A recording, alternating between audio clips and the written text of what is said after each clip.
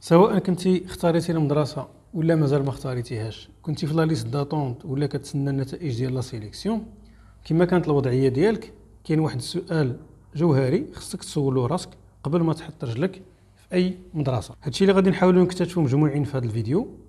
بقى معايا في الدقائق الجايه غادي نحاولوا نشوفوا هذا السؤال الاساسي وشنو هما الاجابات الممكنه عليه. في الاخر ديال لا فيديو غادي نخلي لك واحد الكادو اللي غادي تحتاجو مزيان باش تقدر تجاوب على هذا السؤال هذا.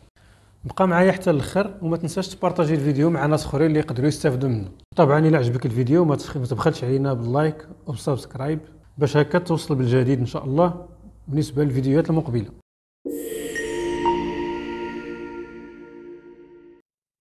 دابا بغيتك تخيل معايا راسك مشارك في واحد نصف ماراطون ولا في ماراطون.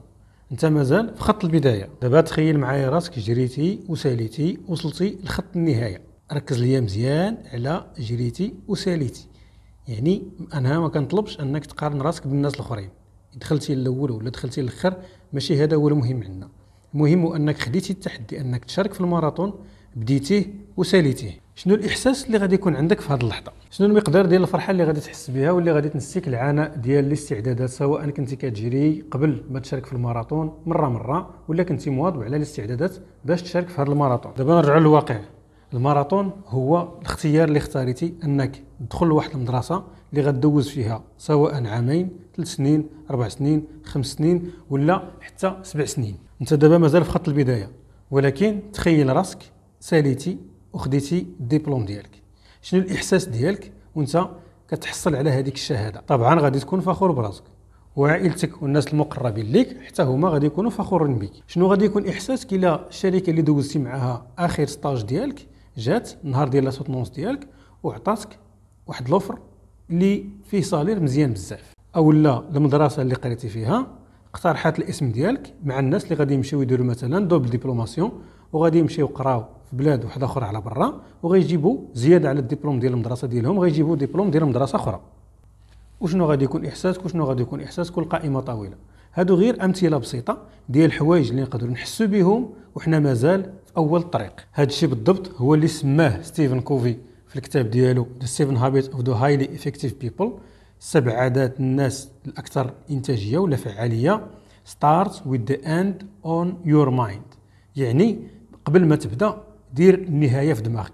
الكاتب حاول يدراماتيزي شويه الفكره، ولكن انا هنا في هذا المثال ديالنا حاولت نعطيها لك على شكل ايجابي وعلى شكل محفزات باش ديما تخلي قدامك المحفز ولا المحفزات اللي غادي يخليوك كل نهار حسيتي بالعجز ولا حسيتي بالعيا تنوض وتجتهد وتخدم على راسك.